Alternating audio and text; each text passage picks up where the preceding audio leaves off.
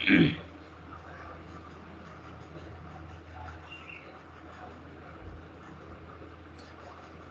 اللہ الرحمن الرحیم نحمده ونصلی ونسلم علی رسولہ الکریم اما بعد۔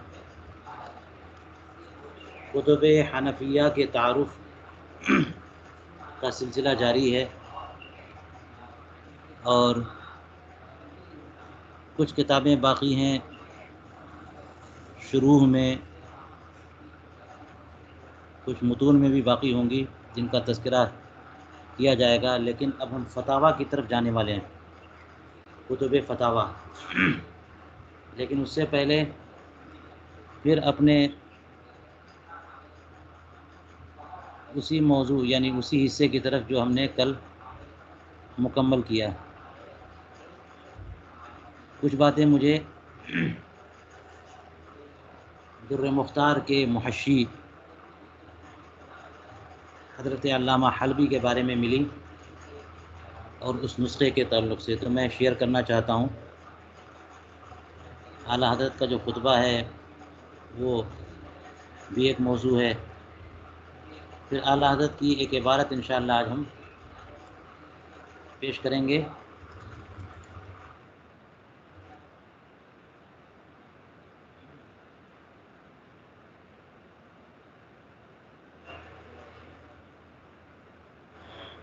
اور ان کتابوں کے بارے میں جاننے کی کوشش کریں گے جن کا ذکر اعلیٰ حضرت نے فرمایا، اور وہ بھی ہم تفصیل میں نہیں جائیں گے، ایک موضوع دینا مقصد ہے۔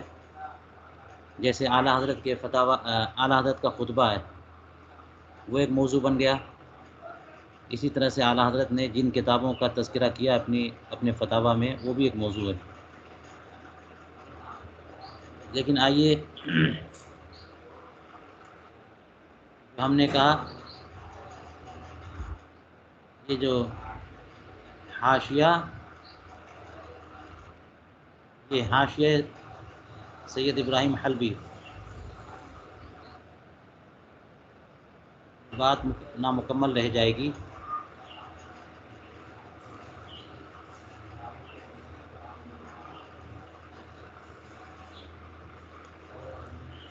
اگر یہ ذکر نہ کریں کہ ان کا حاشیہ جو ہے وہ اس کا مخطوطہ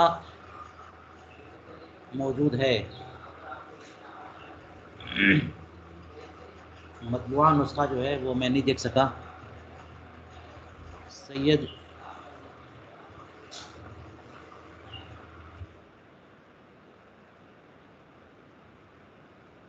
ابراہیم ابن مصطفیٰ المتوفیٰ 1191 ہجری،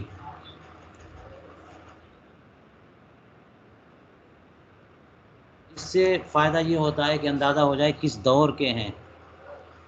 یہ 12ویں صدی ہجری کے ہوئے نا، بڑے متأخر حنفی فقیہ ہیں۔ یہ وہ نہیں ہیں جو غنیہ کے مصنف ہیں، کبیری اور صغیری کے، وہ دوسرے ہیں۔ یہ سید ابراہیم ابن مصطفیٰ المتوفیٰ 1191 ہجری، اور اس کا نام، اس حاشیے کا نام سر ورق یہ لکھا ہے۔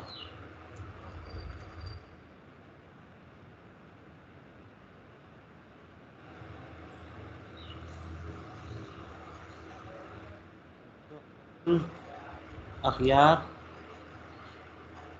علی الدر المختار،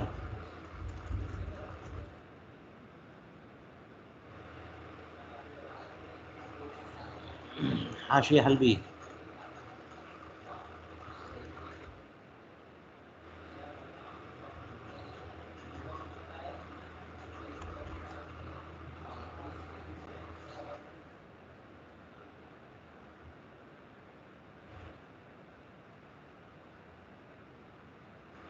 یہ بیچ میں آ کر کے پریشان کر رہا ہے۔ تو یہ ہے حاشیہ حلبی۔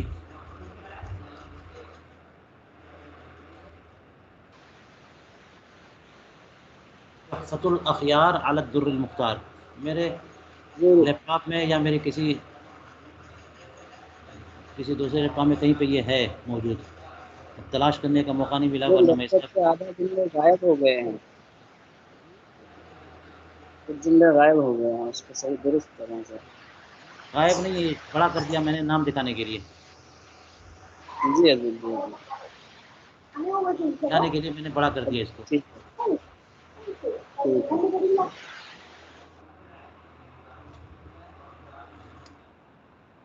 نسخہ اس کا طوطا کنگ سعود لائبریری میں موجود ہے. نسخہ میرے پاس پہنچا، میں نے کچھ دیکھا ہے، لیکن ظاہر ہے وہ اس زمانے میں مخطوطات کا مطالعے کا مزاج نہیں رہا.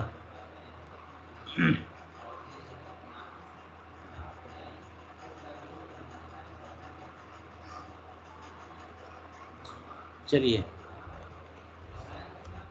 یہ اتنی بات اضافہ ہے حاشیہ حلبی پر. لیکن اب آئیے ہم چند کتب فتاویٰ کا ذکر شروع کریں گے، جن میں سے صرف ایک کتاب کا تذکرہ آج.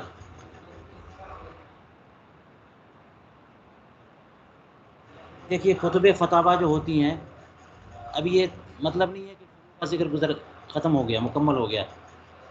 جس قدر چیزیں میرے مطالعے میں آتی جا رہی ہیں میں بیان کرتا جاؤں گا. ایسا بھی ہوگا کہ میں واپس پھر متون کی طرف جاؤں، یا پھر یہ کہ متقدمین کی جو کتابیں ہیں یا امام محمد کی کسی کتاب کی طرف جاؤں. تو سلسلہ جو ہے وہ مرتب نہیں ہے، غیر مرتب ہے. آئندہ اس کو ہم مرتب کر لیں گے، کیونکہ اس نوعیت کی یہ پہلی کلاس ہے میرے علم کے مطابق. تو یہ فتاویٰ کی طرف ہم پہنچ رہے ہیں، کتب متون یا پھر شروع اور پھر فتاویٰ. فتاویٰ اصل میں واقعات و نوازل کا ذکر ہوتا ہے. یعنی کوئی کسی پر مسئلہ ہو گیا اور اس کے تعلق سے وہ سوال پوچھتا ہے کسی مفتی سے اور اس کا جواب ملتا ہے، تو وہی ہے فتاویٰ. اسی لیے پہلے زمانے میں جو ہے نا یہ کتابیں آتی تھیں، اس کو کتاب الواقعات یا کتاب النوازل یا واقعات، الواقعات والنوازل کہتے ہیں. امام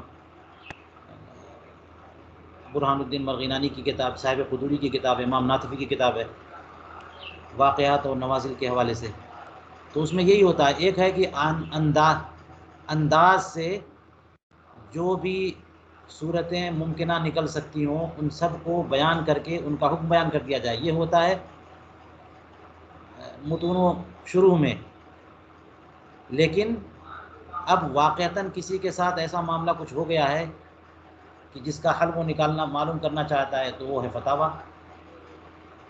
یہ فرق تھوڑا سا یہ ہوتا ہے کہ کبھی کبھی کسی کے تعلق سے جو فتویٰ دیا جاتا ہے خاص وہ اس حالت کے لیے ہے. اس طور پر جو ہے نا فتاویٰ شروع سے اور متون سے مختلف ہیں کہ فتاویٰ کو عام نہیں کر سکتے، کیونکہ آپ کو پتہ ہے احکام بہت سارے ایسے ہیں جو حالات کی بنیاد پر بدلتے ہیں. کم من احکام تتبدل بتبدل الزمان والمکان والاحوال، یہ مشہور اصل ہے کہ حالات کے بدلنے سے، اشخاص کے بدلنے سے، مقامات کے بدلنے سے احکام کی تبدیلی پر اثر پڑتا ہے، احکام پر اثر پڑتا ہے، تبدیلی ہوتی ہے. لیکن اس کو یعنی جس مسئلے کے تعلق سے سوال ہوا اس کا جواب دیا گیا، اس کو عام نہیں کیا جا سکتا، کیونکہ ہو سکتا ہے کسی خاص تناظر میں وہ سوال آیا ہو، کسی خاص حالت میں وہ سوال پوچھا گیا، کسی خاص شخص کے تعلق سے وہ سوال پوچھا گیا جس کے حالات مختلف تھے، اس کا جواب دے دیا گیا، تو اس کو یعنی اس جواب کو اسی حالت یا اسی سوال سے جوڑ کر دیکھا جائے گا، اسے عام نہیں کیا جا سکتا. اس لیے کتب فتاویٰ کی اہمیت بلا شبہ ہے کہ آپ کے ساتھ کوئی صورت حال سامنے آ گئی یا آپ کے پاس کوئی مسئلہ پہنچا، استفتاء آیا، آپ کو اس کا جواب دینا ہے تو ہو سکتا ہے ویسا ہی استفتاء کسی اور مفتی کے پاس پہنچا ہو اور انہوں نے جواب دیا ہو تو کیوں نہیں وہیں سے لے لیں۔ اس معاملے میں کتب فتاوی مفید ہیں، لیکن ایک مفتی کو بہت ہی زیادہ بیدار مغز اور فقہی بصیرت کا حامل اور متیقظ ہونا ضروری ہے، مطالعہ بھی وسیع ہونا چاہیے اور تدین اور تقوی بھی اعلیٰ درجے کا ہو۔ ان میں سے کہیں بھی کمی ہوئی تو اسے فتویٰ دینے کا حق نہیں ہے۔ ہو سکتا ہے کسی فتوے کی کتاب سے آپ نے فتویٰ لے لیا، حالانکہ وہ کسی خاص تناظر میں تھا، آپ سے جو سوال پوچھا گیا اس کے حالات الگ ہیں۔ یہ سب جو باتیں ہیں، اس سے ایک چیز جو ہے وہ نکل کر کے سامنے آتی ہے جس کو اعلیٰ حضرت جگہ جگہ بیان کرتے ہیں کہ متون، شروح، فتاوی، یہ ترتیب ہے۔ متون، شروح، فتاوی۔ متون تو میں نے بتا دیا تھا جو وہ کتابیں جو نقل مذہب کے لیے ہوں، اور ظاہر ہے صرف ظاہر الروایات، اس کے ساتھ ساتھ جو مسائل ظاہر الروایہ میں موجود نہیں ہیں، نادر الروایہ یا نوازل وغیرہ سے لے لیں گے۔ لیکن متون نقل مذہب کے لیے ہیں۔ شروح میں دلائل اور تشریحات یا مزید تفصیلات آتی ہیں، یعنی جو مجمل ہے اس کی تفصیل، جو مطلق ہے اس کی تقیید وغیرہ کا معاملہ شروع میں آتا ہے، اور ترجیحات اور تصحیحات کا بھی معاملہ آتا ہے۔ اور فتاوی تو نوازل و واقعات ہیں، جو درپیش مسائل ہوئے لوگوں کو اس کے بارے میں سوال کیا گیا، اور کسی متدین متقی وسیع علم و معرفت اور فقہی بصیرت رکھنے والے مفتی نے جواب دے دیا تو ان کے فتاوی بھی معتبر ہیں۔ آج کل کتب فتاوی بہت زیادہ مارکیٹ میں آ گئے ہیں، جو بھی فتویٰ لکھتا ہے اس کو جمع کیا جاتا ہے، اور پھر اس کے بعد جب کچھ معتبر حد تک وہ فتاوی کی تعداد پہنچ جاتی ہے، پھر اسے مجموعہ بنا کر شائع کر دیا جاتا ہے۔ اس لیے آپ دیکھیے گا کہ فتاوی میں بہت زیادہ اختلاف بھی سامنے آ جاتے ہیں۔ حالانکہ فتاوی میں اختلاف جو ہے وہ مضر نہیں ہے، لیکن یہ بھی کیا مصیبت ہے کہ اس قدر اختلافات، مصیبت کا لفظ میں نے اس لیے کہہ دیا کہ مشکل جو ہے عوام کے لیے ہو گئی کہ ایک مسئلے میں جو ہے وہ اتنے فتاوی آ گئے کہ کچھ ایسے فتاوی بھی جو قابل اعتماد نہ ہو، قابل اعتبار نہ ہو، تو ان سے لوگ جو ہے مشکل میں پڑ جاتے ہیں۔ ورنہ اصحاب فتاوی کے فتاوی بہت بڑی نعمت ہیں، بہت بڑی نعمت ہیں۔ اور آج کل جو فتاوی آتے ہیں، کیا کہا جائے کہ کون معتمد ہے اور کون معتمد نہیں ہے۔ چلیے یہ بہرحال یہ بحث الگ ہے۔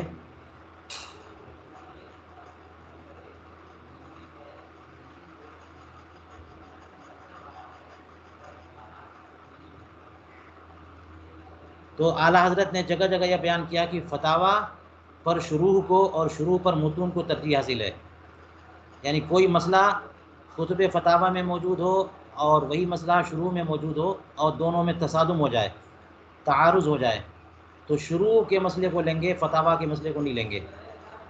اسی طرح سے شروع اور متون میں تعارض ہو جائے تو متون کو فوقیت حاصل ہے شروع پر، کیونکہ وہ اصل ہیں اور نقل مذہب کے لیے۔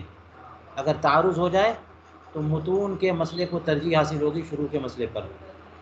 یہ ترتیب ذہن میں رکھنی چاہیے۔ اب اس میں فتاوی میں دیکھیے میں نے ذکر کیا یہاں پہ فتاوی سراجیہ ہے، فتاوی ظہیریہ۔ فتاوی ظہیریہ کا ذکر بہت آتا ہے الاشباح والنظائر میں، اس کو سمجھنے کی کوشش کریں گے آئندہ۔ ذخیرۃ الفتاوی الذخیرہ لکھ دیتے ہیں۔ فتاوی تاترخانیہ کا ذکر بہت آ رہا ہے، فتاوی قاضی خاں کا ذکر آ رہا ہے، اور متأخر فتاوی میں آپ کو پتہ ہے فتاوی عالمگیری کہہ لیجئے یا فتاوی ہندیہ کہہ لیجئے، اس کا تذکرہ ہے۔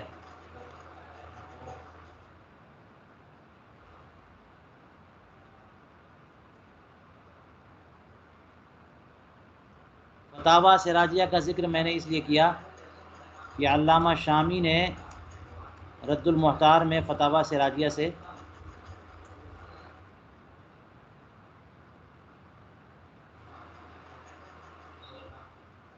بہت مسائل سے مسائل اخذ کیے ہیں. بہت کیسے کہوں کہ اس کثرت کا کی تحدید مشکل ہوگی.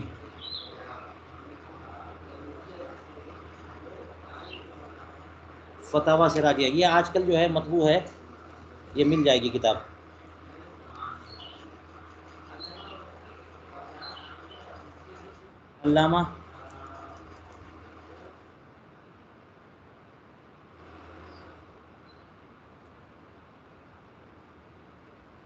علامہ سراج الدین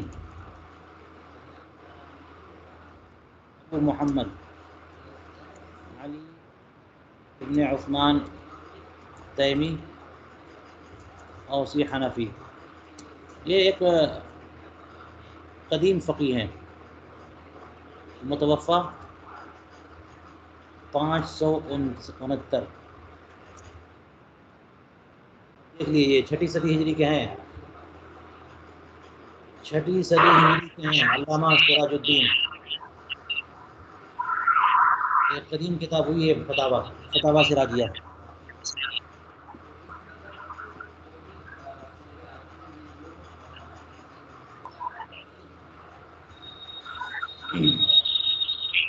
یہی ہیں علامہ سراج الدین.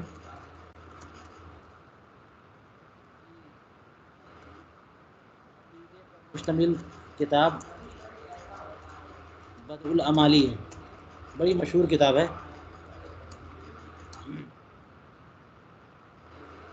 جو 66 اشعار پر مشتمل ہے. عقائد کی ایک اہم ترین کتاب ہے بدء الامالی، جس کی شروع لکھی ہے بہت سارے لوگوں نے. بدء الامالی یہ علامہ سراج الدین ہی کی کتاب ہے. 66 اشعار میں انہوں نے شروع سے لے کر آخر تک، الہیات سے لے کر کے جو ہے امامت تک کی جو بحثیں ہیں وہ ساری بحثیں اکٹھا کر دی ہیں. اور یہ بہت ہی معتمد ہے، بہت ہی مستند ہے. بعض وجوہ سے اس کتاب کو یعنی بدء الامالی کو فوقیت حاصل ہے شرح عقائد نہیں العقیدۃ النصفیہ پر بھی.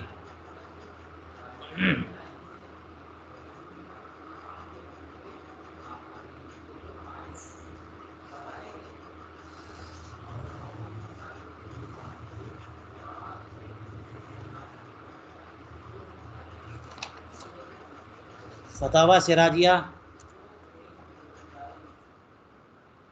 مقدمے میں مصنف نے لکھا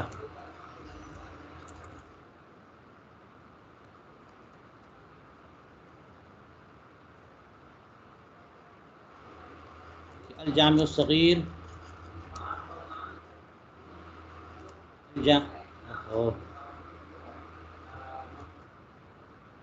الجامع الکبیر، یہ امام محمد کی کتابیں. اور الزیادات یہ جو اصول ستہ ہیں سے استفادہ کیا انہوں نے اس کتاب میں.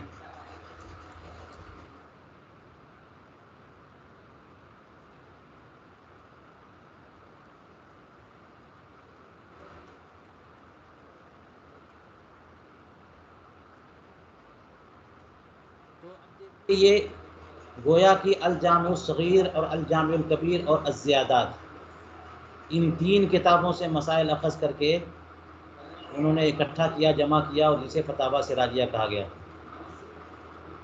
تو جہاں پہ جزئیات زیادہ ہوتے ہیں اسے فتاوی کا نام دے دیتے ہیں، یہی ہوتا ہے. ورنہ جناب دیکھیے گا تو فتاوی قاضی خان کو وہ فتاوی کیوں کہتے ہیں؟ یا پھر یہ کہ فتاوی یا علامہ شامی کے رد المحتار کو پھر فتاوی شامی کیوں کہتے ہیں؟ اس میں تو کافی ابحاث ہیں، دلائل کس سے بحثیں بہت ہیں. ابحاث کے باوجود اسے فتاوی کہتے ہیں. اور علامہ کمال الدین ابن حمام کی کتاب فتح القدیر اس کو فتاوی نہیں کہتے. تو بات جہاں تک میں سمجھتا ہوں یہ ہے کہ جہاں جن کتابوں میں جزئیات اور فروع بڑی تعداد میں ہوں ان کو فتاوی کا نام دے دیا گیا، اگرچہ اس میں استفتاء موجود نہ ہو. بعد کے دور میں یہ ہوتا ہے کہ کوئی سوال کیا گیا، اس کا جواب ہے یعنی استفتاء جواب فتاوی رضویہ شریف ہے اور بعد کی فتاوی کی کتابیں، اس میں یہ ہوتا ہے سوال و جواب. تو سوال و جواب کا جو سلسلہ ہوتا ہے، جیسے آپ دیکھیے گا ایک متقدم فقی کی جو کتاب ہے، وہ تو حنفی نہیں ہے، علامہ ابن حجر مکی حیتمی جن کو کہتے ہیں، ان کا فتاوی حدیثیہ، وہ اسی انداز میں کہ سوال کیا گیا اور جواب دیا گیا، سوال کیا اور جواب. تو سوال و جواب کے ساتھ جو ہے جو کتاب مشتمل ہوتی ہے وہ فتاوی ہے، لیکن یہ متأخر جو ہے نا وہ مزاج ہے، متأخرین کا بعد کے دور میں ایسا ہوا. ورنہ ہم نے دیکھا کہ فتاوی قاضی خان کا نام فتاوی، کوئی سوال نہیں ہے اس میں، فتاوی سراجیہ میں کوئی سوال نہیں ہے، استفتاء نہیں ہے. اسی طرح سے آپ کو یہ جو بھی کتابیں ہیں عالمگیری میں ایک سوال نہیں ملے گا آپ کو، فتاوی طاطرخانیہ میں ایک سوال نہیں ملے گا. تو کیسے ان کتابوں کا نام فتاوی کا نام دیا گیا؟ تو جو میں نے عرض کیا وہ ذہن میں رکھیں، اور دیگر لوگوں سے بھی آپ حضرات رابطہ کریں، پوچھیں اور آپس میں ڈسکس کریں، تبصرہ کریں، اس سے علم میں اضافہ ہوگا. کوئی ضروری نہیں ہے کہ میری بات سے آپ اتفاق کریں. آپ حضرات علماء ہیں اور ہمارے ساتھ شریک ہیں یہاں پر درس میں، آپ کے علم میں بھی اضافہ ہو، ہمارے علم میں بھی اضافہ ہونا چاہیے. تو جو باتیں میں عرض کروں ضروری نہیں ہے کہ آپ اس سے اتفاق کریں، اور لوگ اہل علم آپ کے رابطے میں ہیں، آپ معلوم کریں، لیکن یہ کرم ضرور کریے گا کہ کوئی بات نہیں معلوم ہو جائے یا میری بات سے متصادم کوئی بات معلوم ہو جائے تو ضرور گروپ میں یا پرسنل میں شیئر کریں، یا پھر یہ لائیو یہیں پہ بول دیں، کوئی حرج نہیں ہے. یہ بات ذہن میں رکھ کے مجھے کسی ایسے معاملے میں کوئی شرم اور عار محسوس نہیں ہوگی کہ ہماری کوئی کریکشن ہو جائے. کریکشن اور اصلاح جو ہے نا وہ بہت ہی بڑی بات ہوتی ہے، اور یہی ہر ایک کی نیت ہونی چاہیے کہ کوئی چیز ہم نے سمجھ رکھی ہے کچھ اور وہ بات غلط تھی، تو کتنا کرم ہے، کتنا احسان ہے اس بندے خدا کا کہ وہ ہماری اصلاح کر دے. یہ نیت آپ لوگ بھی رکھیے اور یہ نیت میں بھی رکھتا ہوں. یہی جو ہے وہ اسی میں للہیت ہے، اسی میں اخلاص ہے. بات یہ ہے،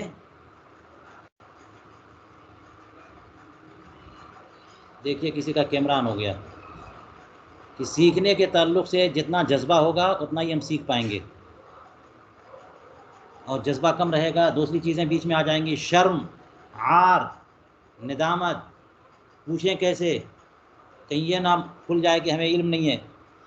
یہ سب چیزیں جو ہے نا وہ علم کے حصول کے لیے رکاوٹ ہیں. جو کچھ مجھے یقینی طور پر معلوم ہے وہ یقین کے ساتھ بتاؤں گا، کوشش کی جائے گی، اور جو چیزیں یقین کے ساتھ نہیں معلوم ہے، اندازہ ہے، اس کو اسی انداز میں انشاءاللہ ذکر کیا جائے گا کہ یہ ایک انداز ہے. اور پھر یہ جو نوٹس میں تیار کر رہا ہوں اس کو مہذب اور مرتب کر دیا جائے گا تاکہ جو ہے وہ یہ سلسلہ مکمل ہو. تو میں یہ عرض کر رہا تھا، یہ سب ضمنی بات یوں نکلی کہ فتاوی کے تعلق سے میں نے ابھی ایک وضاحت کی ہے کہ کیوں لوگ فتاوی کہہ دیتے ہیں، اپنی سمجھ سے میں نے ذکر کیا ہے. اب آئیے اعلیٰ حضرت کی ایک عبارت ہے، ہم نے آج فتاوی سراجیہ کا ذکر کیا ہے بس. اب دیکھ لیجئے کتنے فتاوی کی کتنی کتابیں ہیں، ان سب کا تذکرہ ہونا چاہیے. فتاوی ظہیریہ تو میں نے نہیں دیکھی، ذخیرۃ الفتاوی کا دیدار بالکل ہوا ہے، لیکن مطالعے سے فیضیاب نہیں ہو سکا میں.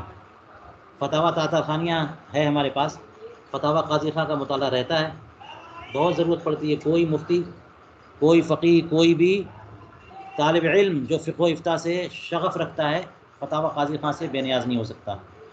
فتاوی عالمگیری گھر گھر ہر دارالفتاء میں موجود ہوتی ہے. تو ان سب کتابوں کا انشاءاللہ تفصیلی تذکرہ ہونا چاہیے، ہم سیکھیں گے.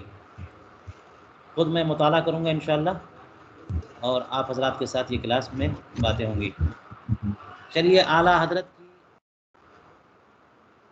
کی یہ میں نے ذکر کیا. اعلیٰ حضرت کے خطبہ فتاوی رضویہ شریف میں اس میں اعلیٰ حضرت نے 90 کتابوں کی طرف اشارہ، یہ تو کل بات ہو گئی. اعلیٰ حضرت کی ایک عبارت کتب فقہیہ پر، چلیے وہ دیکھتے ہیں.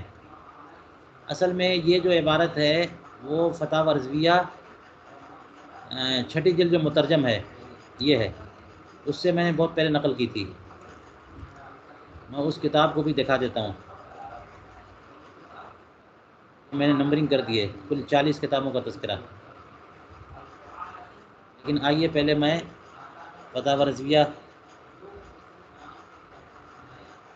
کو شیئر کرتا ہوں۔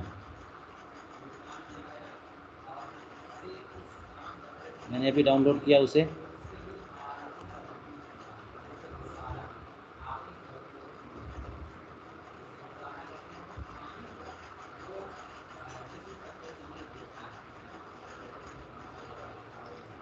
یہ مترجم ہے۔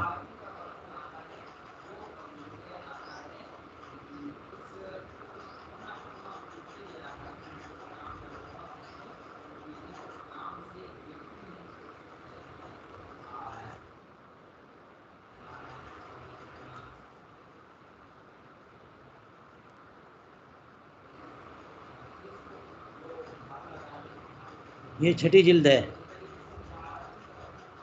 اور یہ وہی شرائط نماز کا تذکرہ۔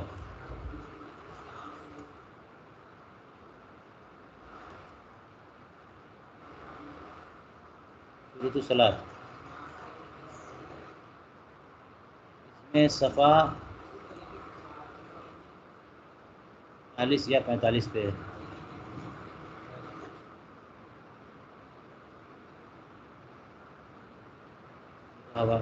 فہرست کتب، فہرست کتاب، یہ دیکھیے یہ سوال اسی میں ہے۔ یہ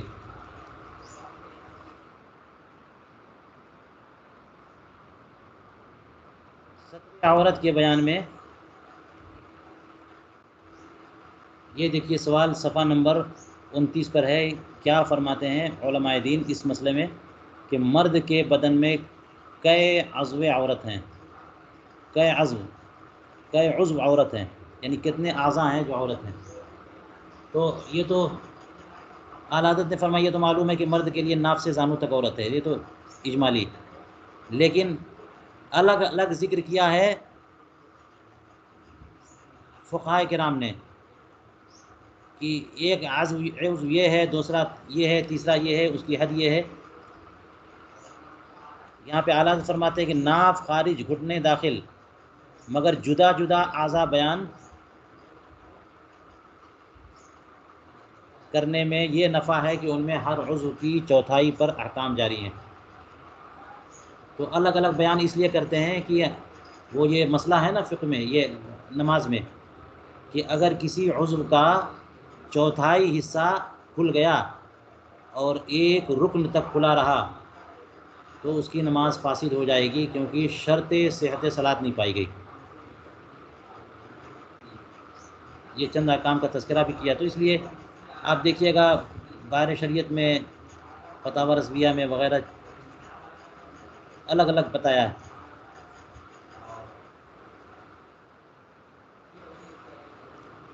تو اعلیٰ حضرت اس بات پہ گفتگو کر رہے ہیں کہ جو ناف کے نیچے سے لے کر کے عضو تناسل کی حد تک جو عورت ہے وہ سب ایک ہی عورت ہے یا الگ الگ عورت ہے، اور آگے پیچھے اغل بغل یہ سب ملا کے ایک ہے یا الگ الگ ہے۔ اعلیٰ حضرت یہ فرمانا چاہ رہے ہیں کہ سب مل کر ایک ہے، آنا کے ساتھ مسائل بیان کیے۔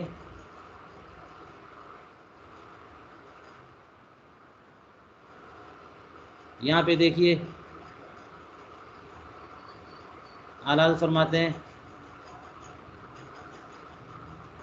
بالکل ان احکام سے معلوم ہو گیا کہ صرف اجمالاً اس قدر سمجھ لینا کہ یہاں تک ستر عورت ہے ہرگز کافی نہیں، بلکہ اعضاء کو جدا جدا پہچاننا ضروری ہے۔ وہ علامہ حلبی و علامہ تحتابی و علامہ شامی محشیان در مختار رحمۃ اللہ علیہ نے مرد میں 8 گنے۔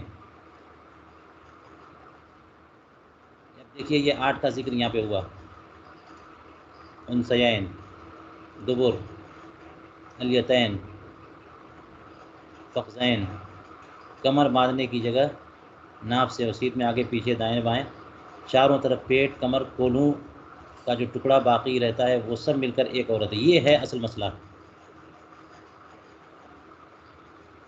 یہ 8واں جو ہے نا، یہ ہے اصل مسئلہ۔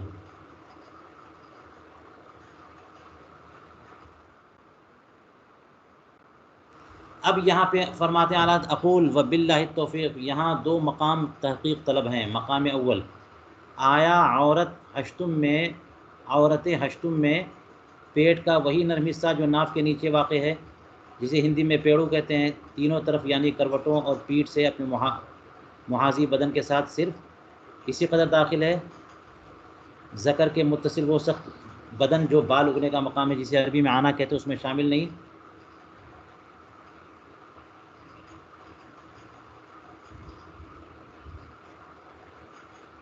یہاں تک کہ صرف مقدار اول کی چوتھائی کھلنی مفسد نماز نہ ہو، اگرچہ آنا کے ساتھ ملا کر دیکھیں تو چہارم سے کم رہے، یا آنا سمیت ناف سے نیچے جس قدر جسم رانوں اور ذکر چوتروں کے شروع تک باقی رہا، سب مل کر ایک اور۔ یہ دو صورتیں ہیں۔ اب یہاں پر آگے اعلیٰ حضرت فرماتے ہیں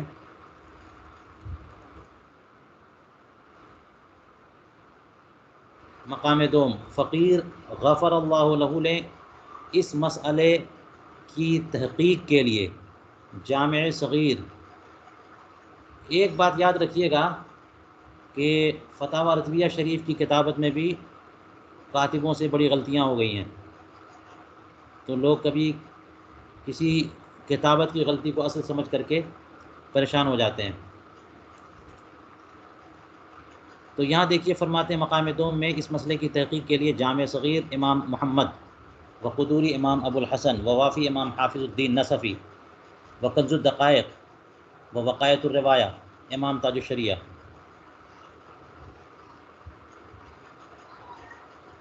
و نقایہ امام صدر الشریعہ، و منیت المسلی، و اصلاح ابن کمال باشا، و ملتقى الابور علامہ ابراہیم حلبی، و اشباح علامہ زین العابدین مصری۔ اب یہ زین العابدین لکھا ہے۔ و تنویر الابصار علامہ عبداللہ محمد ابن عبداللہ الغزی، و نور الہدیٰ علامہ حسن شرم بلالی، ہدایہ امام علی ابن ابی بکر برہان الدین فرغانی، و کافی امام ابو البرکات عبداللہ ابن احمد السغدی، شرح وقایہ امام عبید اللہ ابن مسعود محبوبی، و تبیین الحقائق امام فخر الدین الزیلعی۔ دیکھیے اعلیٰ حضرت جو ہے نا کس قدر وسیع نظر ہے، جس شان کے ساتھ کتابوں کا نام لے رہے ہیں، مشکل سے آپ دیکھیے گا کوئی اس طرح نام لیتا ہو۔ یعنی کتنا کنٹرول ہے آپ کو فقہی کتابوں کے تعلق سے کہ کون سی کتاب ہے، کیا نام ہے، کون سے مصنف ہیں، کس طبقے سے تعلق رکھتے ہیں، کون سا زمانہ ہے، یہ ساری چیزیں آپ ترتیب بھی دیکھ لیجیے گا تو اندازہ اس چیز سے بہت ساری چیزیں سیکھنے کو ملیں گی۔ بات یہ ہے کہ کون سی بات پر نظر کرنی ہے۔ میں نے آپ حضرات کو متوجہ کیا ہے اس عبارت کی طرف، اور بھی ایسی عبارتیں آپ تلاش کریں جہاں پر اعلیٰ حضرت یہ جا بجا ایسا ہوتا ہے، جا بجا اعلیٰ حضرت کتابوں کا سلسلہ بیان کرتے ہیں، تو اس میں ذرا سیکھنے کی ضرورت ہے کہ کس ترتیب سے ذکر کرتے ہیں، ترتیب زمانی رکھتے ہیں یا طبقات کا لحاظ کرتے ہیں یا الاہم فالاہم کا لحاظ کرتے ہیں یا متون اور شروع و فتاویٰ کی ترتیب رکھتے ہیں، کیا ترتیب رکھتے ہیں؟ یہ سب سوالات ہیں اور آپ حضرات کو ان سوالات کا جواب دینا ہے۔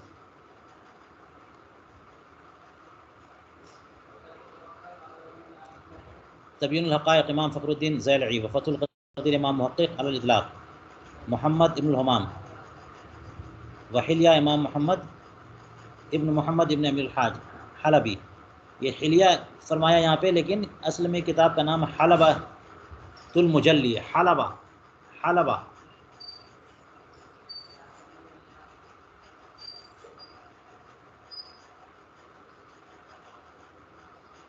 اسی طرح سے آگے فرماتے ہیں ایضاح علامہ احمد ابن سلیمان وزیر رومی، ذخیرۃ العقبہ علامہ یوسف ابن جنید چلپی، غنیہ علامہ برہان الدین حلبی۔ یہ وہی غنیۃ المتملی وہ صغیری، دیکھیے ذرا فرق کیا انہوں نے، یہ انہی کی ہے۔ اعلیٰ حضرت یہاں کس طرح سے بیان کر رہے ہیں، غنیہ کہہ دیا پہلے اور پھر صغیری کا، یعنی غنیہ سے مراد ان کی کبیری ہے۔ اس سے ایک چیز سیکھنے کو مل سکتی ہے کہ جب غنیہ کہیں مطلقاً تو صغیری مراد نہ ہو بلکہ کبیری مراد ہو، کیونکہ اعلیٰ حضرت نے غنیہ پہلے کہا اور پھر صغیری کہا، یہ دو الگ الگ کتابیں اور صغیری غنیہ کا خلاصہ ہے۔ اور دونوں منیت المصلی کی شرح ہیں۔ آگے فرماتے ہیں شرح نقایا، یہ علامہ برجندی کی، عبدالعلی البرجندی حربی، جامع الرموز علامہ شمس الدین محمد کوہستانی، اور بحر الرائق علامہ زین ابن ابراہیم المصری، و مراقی الفلاح علامہ ابو الاخلاص ابن عمار مصری۔ یہ وہی نام، کبھی کسی اور نام سے، کبھی کسی، ابھی اوپر آپ نے جو ہے نا وہ نور الہدیٰ لکھا تھا، فرمایا نور الہدیٰ علامہ حسن شبن بلالی، اور اسی کی کا حاشیہ ہے مراقی الفلاح، یا اسی کی شرح مراقی الفلاح، اس کا یہاں پر ان کی کنیت بیان کر رہے ہیں، ابو الاخلاص ابن عمار مصری۔ یہ اعلیٰ حضرت کا خاص طریقہ ہے، ریپیٹ نہیں کرتے، یعنی الفاظ جو ہے نا اتنے زیادہ اعلیٰ حضرت کی بارگاہ میں ہوتے ہیں، اتنی کثرت ہے کہ وہ بدل بدل کے الفاظ لاتے ہیں، تکرار سے اعتراض ہوتا ہے۔ آگے کہتے ہیں مدر مختار محقق محمد ابن علی دمشقی، وہ غمز العیون جس کا تذکرہ آپ کو الاشباح میں آتا رہتا ہے، علامہ سیدی احمد حموی، وہ مجمع الانہور علامہ شیخی زادہ قاضی رومی، وحاشیہ مراقی للعلامہ سید احمد المصری، یہ وہی ہے تحتاوی علی البراقی، علامہ تحتاوی کی، وحاشیہ در مختار للعلامہ السید التحتاوی، دیکھیں وہی ہیں، سیم ایک ہی مصنف ہیں۔ ورد المعتار علامہ محقق سیدی امین الدین محمد ابن عابدین، یہاں دیکھیے امین الدین نام لکھا ہے۔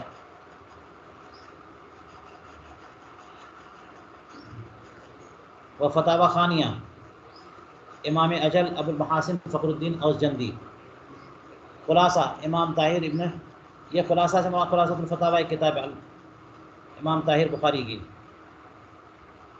و جواہر الاخلاقی علامہ برہان الدین ابراہیم ابن ابی بکر محمد الحسینی، خزانۃ المفتیین، و فتاوی خیریہ و خود الدریہ، و فتاوی رحمانیہ ہندیہ، وغیرہ کتب فقہ، متون و شروع و فتاوی، دیکھ لیے کیا ترتیب بتا رہے ہیں، متون و شروع و فتاوی، جس قدر فقیر کے پاس ہیں سب کی مراجعات کی، سب کی مراجعات، ایک مسئلے کی تحقیق کے لیے اعلیٰ حضرت نے ساری کتابیں، یہاں 40 کتابوں کا ذکر فرمایا آپ نے، لیکن کہہ رہے ہیں کہ ساری کتابیں، سب کی مراجعات، جس قدر فقیر کے پاس ہیں سب کی مراجعات کی، سوا دو حاشیہ تہذابی و شامی کہ اس تعداد حشر میں حسر کا نشان کہیں نہ پایا۔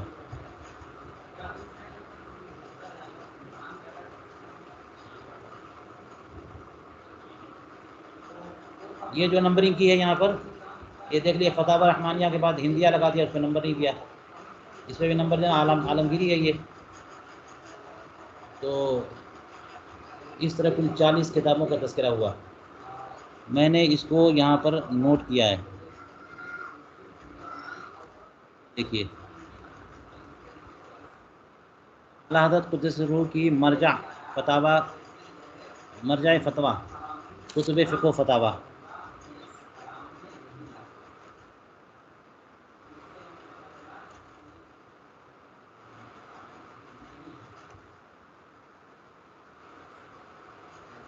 یہ دیکھیے میں نے نمبرنگ کر دیا، جامع صغیر امام محمد، وہ قدوری امام ابو الحسن، و وافی امام حافظ الدین نصفی، و کنز الدقائق، و بقایت الروایہ و نقایہ، یہ تو ترتیب زمانی یا الہم فالہم والی ہے، لیکن شروع سے آخر تک وہ نہیں ہے، بلکہ متون کو اہمیت دی ہے، اور پھر اس کے بعد شروع کا تذکرہ فرمایا۔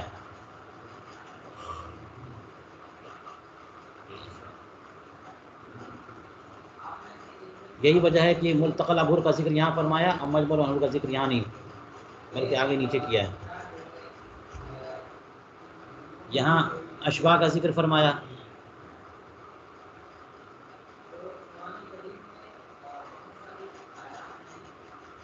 لگتا یہ ہے کہ الاشباح کا ذکر متون میں آپ نے کیا ہے، کیونکہ اس کے بعد بھی آپ دیکھ لیجئے تنویر الابصار ہے، یہ متون میں، نور الہدیٰ یہ متون میں، ہدایہ یہ شروع میں ہے لیکن متون میں بھی تذکرہ آ جاتا ہے، کیونکہ ہدایہ کا جو متن ہے بدایہ وہ بلا شبہ متون میں ہے۔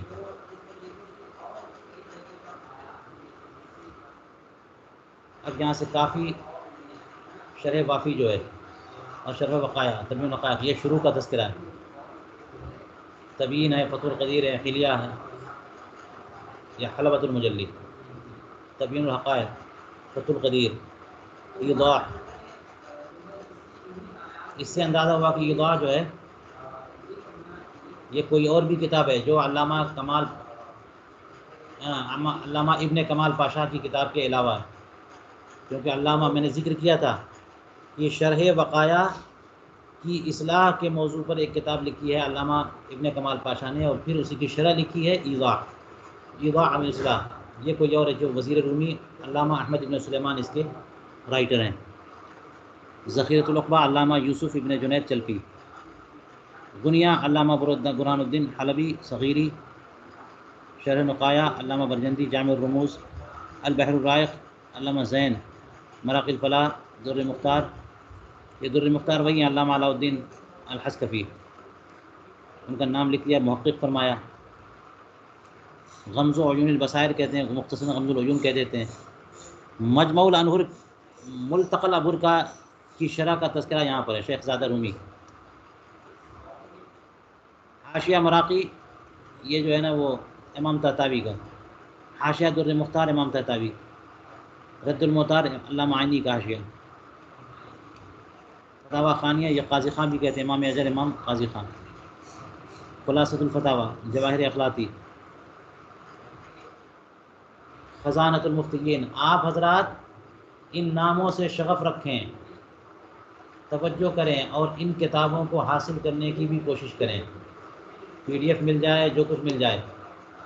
فتاوی خیریہ، خزانۃ المفتیین بھی مل جائے گی، اور خود الدریہ کی تو پی ڈی ایف میرے ہی پاس ہے. انشاءاللہ میں اس کی جو ہے نا شرح لکھی علامہ شامی نے، 2 جلدوں میں موجود ہے یہ. فتاوی رحمانیہ یہ نہیں دیکھا میں نے، اور فتاوی ہندیہ تو یہ عالمگیری ہے، یہ ہر دارالفتہ میں ہوتی ہے. تو 40 کتابوں کا تذکرہ اعلیٰ حضرت نے فرمایا ہے. ایک ہی مسئلے کی تحقیق کے تعلق سے 40 کتابوں کا نام. سبحان اللہ. اعلیٰ حضرت کی اس عبارت میں بڑی برکت ہے، اس لیے اس کو بار بار دیکھا جائے کہ کس ترتیب سے اعلیٰ حضرت نے یہ ذکر کیا ہے.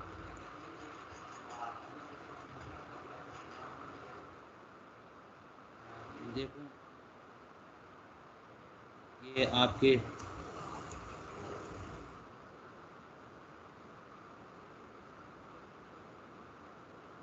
اگر گروپ میں جا پاتی ہے کہ نہیں عبارت.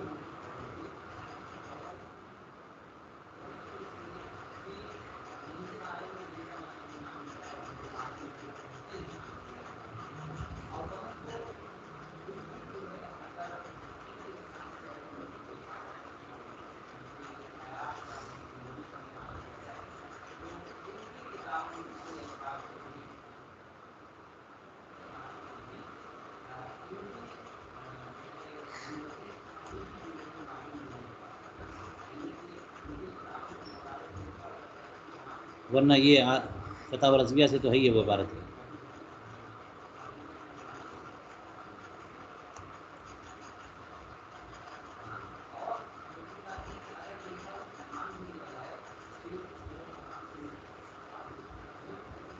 اس کا ہی فوٹو لے لیں.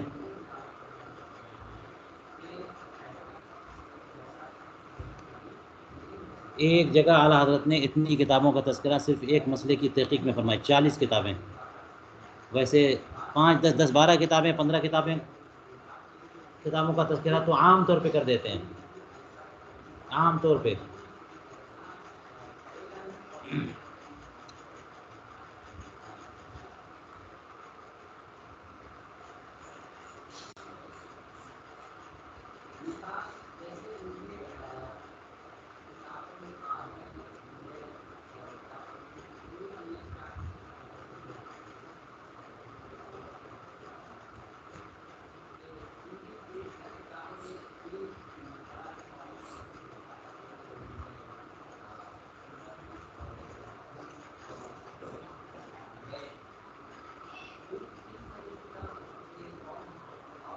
اور میں نے اس کو جو لکھا ہے اس اس کا بھی فوٹو شیئر کرتا ہوں.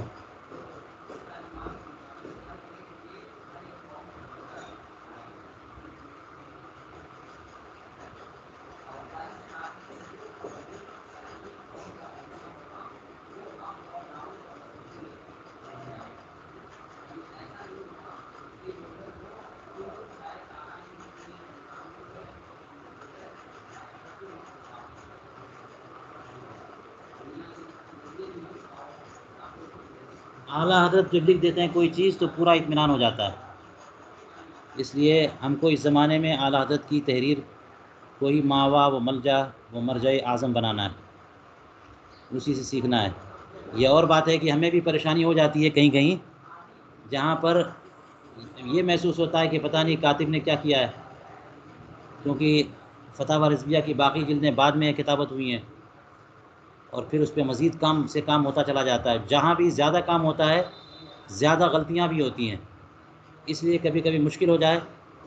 میں نے تو جگہ جگہ دیکھا کہ خود غنیہ یعنی کبیری اور صغیری کے نام میں اشتباہ کر دیتے ہیں لوگ،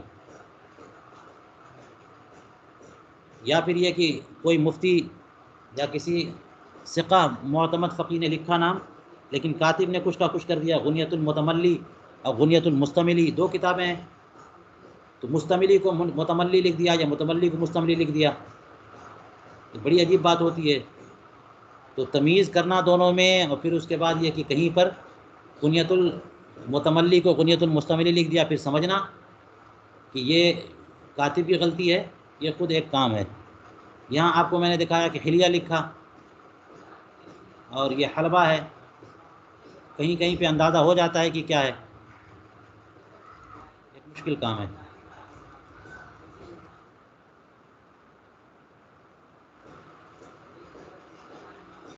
چلیے میں نے تو بھیج دیا، اگر میں اس کی کاپی کروں یہاں پہ تو کیا محمل قسم کے الفاظ آئیں گے. یہ دیکھیے چھوڑی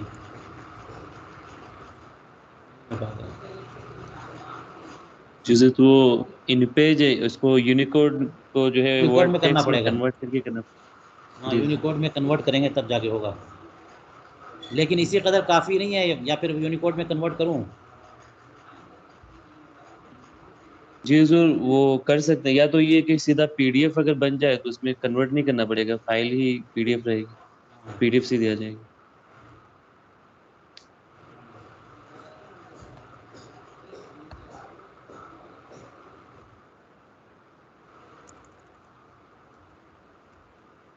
چلیے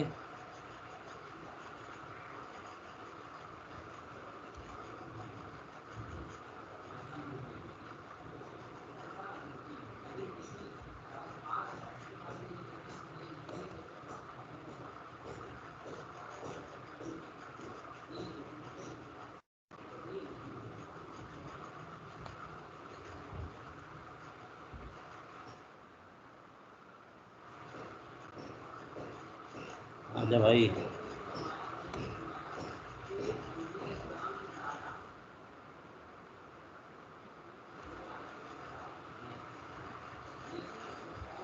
دیکھتا ہوں کیا ہوتا ہے. کر دے کنورٹ.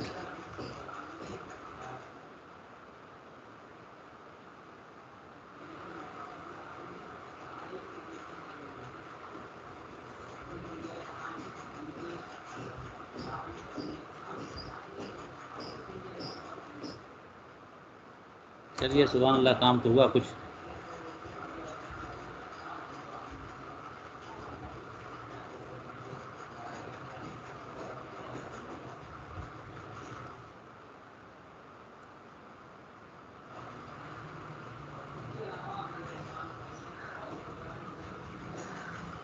چلیے جی، اب اسی پر میں آج کا درس ختم کرتا ہوں. 2 ٹاپک ہم نے دیا ہے. اعلیٰ حضرت کی کتابیں نہیں، اعلیٰ حضرت نے جن کتابوں کا تذکرہ یہاں کیا، اور بھی مقامات دیکھیں گے. آپ حضرات دیکھیے، شیئر کریے. آپ حضرات شوق رکھیں، شوق فرمائیں، جستجو تلاش فتاوی رضویہ جس کے پاس ہے دیکھیں کہاں کہاں اعلیٰ حضرت نے زیادہ کتابوں کا نام لیا. اس سے ہم ترتیب سیکھیں گے. ذرا غور کرنے کا مقام ہے. اعلیٰ حضرت نے جہاں پہ کتابوں کا نام لیا ہے وہ مقامات تلاش کریے آپ لوگ، مل کر کے کام کرتے ہیں. اور جہاں جہاں ایسے مقامات ہیں کہ جہاں زیادہ کتابوں کا نام لیا ہو، 15-20 کتابیں یا اور، ان مقامات کو شیئر کریے گروپ میں، تاکہ ہم لوگ جو ہے وہ سیکھیں. اس سے صرف نام، کتابوں کا نام نہیں سیکھنا ہے، کتابوں کا نام تو سیکھنا ہی ہے، لیکن ساتھ میں یہ بھی ہم سیکھیں گے کہ کون کون سی کتابیں کس قدر معتبر ہیں اعلیٰ حضرت کے نزدیک. یہ سب سے زیادہ اہم علم ہوگا کہ یہ کتابیں معتمد ہیں اور ان پر جو ہے اعتماد کر کے فتویٰ دیا جا سکتا ہے. ایک بات. دوسری بات یہ ہے کہ اعلیٰ حضرت جس ترتیب سے ذکر کریں گے اس سے بھی ہم بہت کچھ سیکھ سکیں گے کہ کس ترتیب سے آپ نام لیتے ہیں. تو میں چاہوں گا کہ آپ حضرات اس سلسلے میں آگے بڑھیں، فتاوی رضویہ کی ورق گردانی کریں. ایک مقام تو میں نے دے دیا آپ کو، اور کم سے کم ایک ایک مقام جو ہے وہ آپ حضرات میں سے کوئی نہ کوئی، بلکہ سبھی لوگ اگر دیں گے تو بہت اچھا ہے، بہت اچھا ہے. چلیے میں یہیں پر آج کے درس کو روکتا ہوں.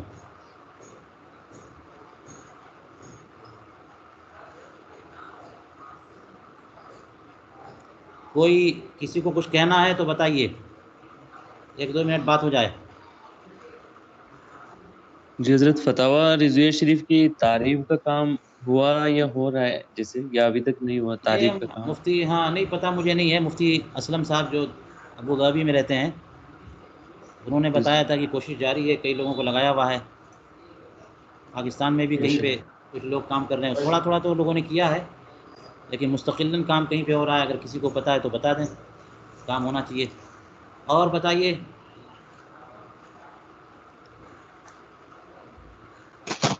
فتاوی قاضی خان کتنی جلدوں پر ہے؟ جی فتاوی قاضی خان کتنی جلدوں پر ہے؟ فتاوی قاضی خان جی یہ اصل میں 2 جلدیں ہیں، 2 الگ الگ جلدیں. تو یہ تو کتنا لوگ چھاپتے ہیں اس طرح سے ہے. اور 2 جلدوں کو، ہر جلد کو 2 حصے میں، جیسے ہدایہ 2 جلدوں میں ہے لیکن اولین اور آخرین کہا ہوا. اس طرح سے فتاوی قاضی خان کے بھی کئی نسخے ہیں، 2 جلدیں، 4 جلدیں یا ایک ہی جلد. عام طور پہ 2 جلدیں ہوتی ہیں.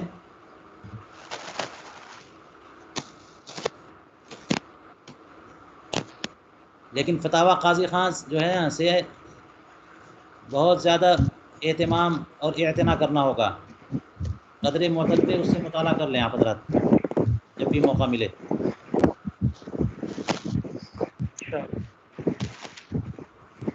فتاوی خانیہ اسی کو بولتے ہیں نا؟ خانیہ بھی اسی کو کہتے ہیں، فتاوی قاضی خان بھی اسی کو کہتے ہیں. اچھا، اور یہ تاتار خانیہ یہ الگ ہے؟ تاتار خانیہ یہ دلی کے ایک بہت بڑے عالم دین تھے، مغلیہ سلطنت سے اچھا. پہلے. کون سے صاحب زمانہ تھا وہاں پہ، وہ کوئی ایک بڑے غالباً ایک زمانہ تھا مغلیہ سلطنت سے پہلے جو زمانہ گزرا، اس بادشاہ کے جی کوئی وزیر یا کوئی سپہ سالار تھے تاتار خان. ان سے بڑا خاص قرب تھا حاصل ان کو، اور انہوں نے ان کی فرمائش پر ایک کتاب لکھی اور ان کے نام سے منسوب کیا. ورنہ یہ کوئی تاتار خان نے نہیں لکھی، نہ کوئی تاتار خان یا افغانستان یا اس علاقے کے تھے. یہ دلی کے ایک عالم دین تھے بہت بڑے. ہم جب اس پہ بات کریں گے انشاءاللہ اگلے دنوں میں تو اس پہ بات کر لیں گے کون ہے اور کیا واقعہ ہے ٹھیک. اور کیسے فتاوی تاتار خانیہ منظر عام پر آئی. یہ بات اہم ضرور ہے کہ علماء عرب نے کافی اعتنا کیا ہے. آپ دیکھیے جگہ جگہ الاشباح میں تاتار خانیہ سے مسائل منقول ہیں. چلیے اور فرمائیے. السلام علیکم ورحمۃ اللہ. وعلیکم السلام ورحمۃ اللہ وبرکاتہ. حضرت جو کیا کہتے ہیں کہ 40 کتابیں کا نام جو اعلیٰ حضرت بیان کیے ہیں، ان کے اخیر میں جو ہے کہ جس قدر فقیر کے پاس ہے سب کی مراجعت کے سوا 2 حاشیہ تحتاوی و شامی کے اس تعداد حشد میں حصر کا نشان کہیں نہ پایا. تو اس میں جو تعداد حصر کا لفظ جو ہے، حصر کا نشان کا ہے، تو اس سے کیا سمجھ میں آیا؟ ہم مسئلے پہ بات نہیں کر رہے ہیں ابھی، بات یہ چل رہی ہے کہ مرد کے اعضاء 9 ہیں یا 8 ہیں یا 7 ہیں، عورت کے اعضاء جو ہے نا، اعضاء عورت 30 تک بیان کیے گئے. بارہ شریف میں دیکھیے گا جی تو وہ 8 پر حصر کی بات کر رہے ہیں کہ 8 ہی ہیں، کم زیادہ ہیں صرف ان 2 کتابوں میں. تو اس مسئلے پہ تو ہم نہیں بات کر رہے ہیں نا ابھی.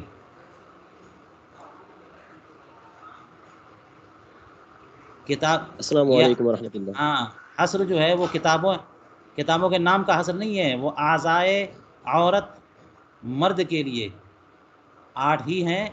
اس کا ذکر کر رہے ہیں کہ صرف اتنی کتابوں میں صرف 2 ہی کتاب میں تذکرہ ہے. چلیے فرمائیے. السلام علیکم ورحمۃ اللہ. وعلیکم السلام ورحمۃ اللہ وبرکاتہ. حضور یہ محیط برہانی یہ فتاوی ہے کہ عام کتاب ہے؟ نہیں نہیں، یہ محیط برہانی ذکر کیا تھا میں نے، محیط برہانی، محیط سرخسی، 2 محیط، بہت محیطات ہیں حنفیہ کی، بہت محیطات ہیں، لیکن ان 2 کا تذکرہ بہت زیادہ آتا ہے. اور محیط برہانی تو آپ کو مل جائے گی شاملہ میں بھی، پڑھیے ضرور. تو محیط برہانی اصل میں ان کا موضوع یہ ہوتا ہے کچھ، اور یہ بھی میں اندازے سے بول رہا ہوں، آپ حضرات اختلاف کر سکتے ہیں ہم سے، کہ اس میں ظاہر الروایہ اور نادر الروایہ اور واقعات وغیرہ تمام مقامات سے مسائل اخذ کر کے لکھ دیتے ہیں، اسی لیے تو محیط نام ہوا اس کا.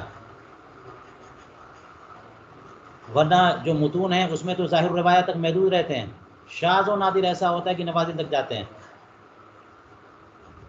تو محیط برہانی، ہم محیط برہانی کا مطالعہ کریں تو اندازہ ہو کہ کیسے کیسے مسائل اور کہاں کہاں سے انہوں نے اخذ کیے ہیں.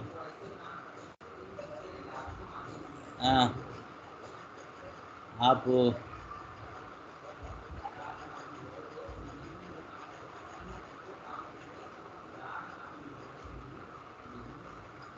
محیط برہانی،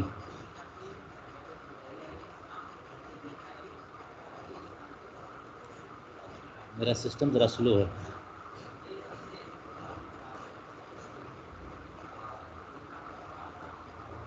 بہت اچھا لگا کہ آپ نے محیط برہانی کے بارے میں سوال کیا.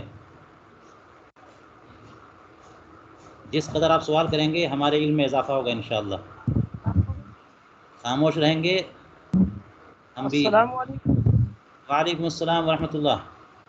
اعلیٰ حضرت علیہ رحمٰن نے فتاوی رضویہ کے خطبے میں الوجیز کا بھی ذکر کیا، اصول فقہ کی کتاب ہے یہ. تو الوجیز دیکھیں گے انشاءاللہ. الوجیز کون سی کتاب ہے؟ وہ اس میں ذکر کیا ہے نا، فتاوی خطبے رضویہ میں. کے خطبے جی.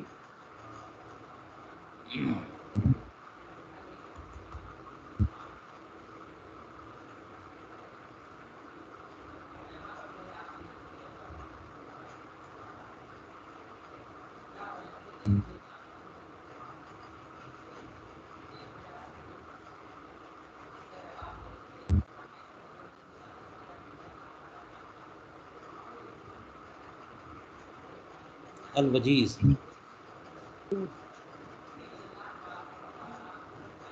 السلام علیکم حضور. وعلیکم السلام ورحمۃ اللہ وبرکاتہ. یہ کون ابھی تک آ رہے بریلی ہیں؟ شریف،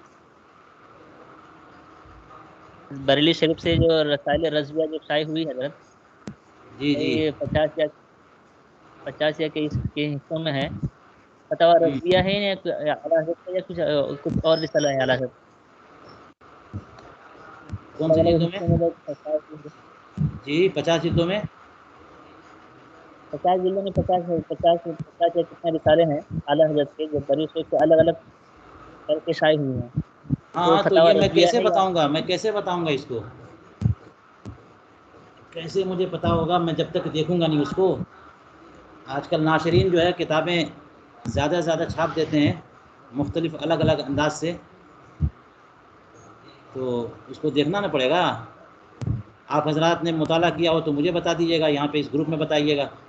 علم میں اضافہ یہ ہے. یہ محیط برہانی مکتبہ شاملہ میں دیکھ لیجیے، اس کے ابواب جو ہے طہارت سے شروع کر کے کہاں تک لے گئے. حضور محیط برہانی کے تعلق سے ایک اور سوال ہے. یہ دیکھ لیجیے، شہادات، قضا، رجوع عن شہادات، دعویٰ، محاضر، یعنی پورے وصایا اور فرائض تک تو نہیں ہے، لیکن اکثر ابواب نظر آ رہے ہیں اس میں۔ جی فرمائیے، یہ فی الفقہ النعمانی، محمود البخاری ابن ماجہ۔ حضور محیط برہانی سے ایک اور سوال ہے۔ پتہ نہیں یہ وہی محیط ہے جو یا کوئی اور ہے، لیکن نام تو لکھا ہے۔ ہاں فرمائیے، کیا سوال ہے؟ حضور پاکستان کے ایک مولانا صاحب ہیں محمد عبداللہ قادری اشرفی، انہوں نے ایک کتاب لکھی ہے التعریفات للعلوم الدرسیات، اس کے اندر فتاوی کے ذکر میں محیط برہانی کا ذکر کیا ہے، اور حاشیے کے اندر یہ لکھا ہے کہ علامہ حلبی نے فرمایا کہ محیط برہانی کا نسخہ مفقود ہے، اگر یہ پایا جائے تو اس سے فتویٰ نہیں دیا جائے۔ تو اس سے مراد کون سی محیط برہانی ہے؟ یہ تو وہ بتائیں گے نا کہ میں بتاؤں گا؟ انہوں نے لکھا ہے، میں ذمہ دار ہوں، لیکن محیط کے تعلق سے مطالعہ نہیں ہے نا ابھی اتنا۔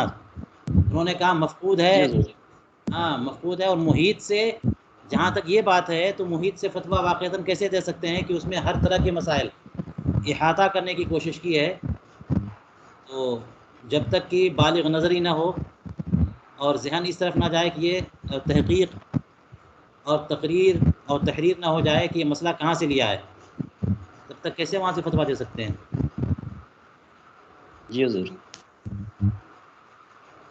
السلام علیکم حضرت۔ یہ دیکھیے، وعلیکم السلام ورحمۃ اللہ، یہ انداز ہے ان کے لکھنے کا، لیکن پتہ نہیں یہ محیط برہانی وہی ہے یا کیا ہے، میں نے مطالعہ نہیں کیا اس کا۔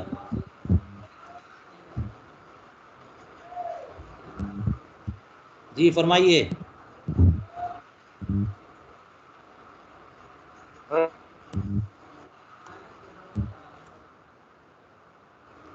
جی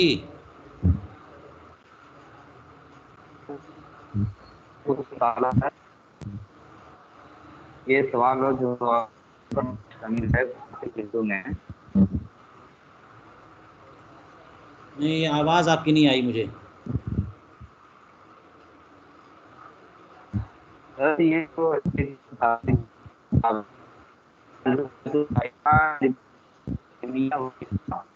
نہیں، آپ کی آواز جو ہے نا، آپ کا نیٹ ورک جو ہے گڑبڑ لگ رہا ہے، بالکل آواز نہیں آ رہی ہے مجھے۔ آپ گروپ میں سوال ڈال دیجیے کلک کر کے۔ جی جی اچھا۔ ابھی ٹائم بھی مکمل ہو گیا۔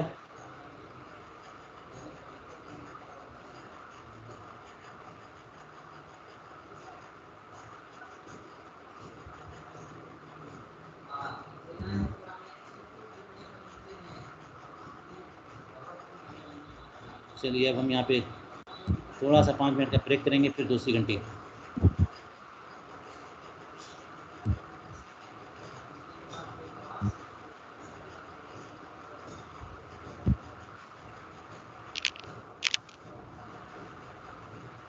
مجھے بریک کر دینا تھا، ریکارڈنگ لمبی ہو جاتی ہے۔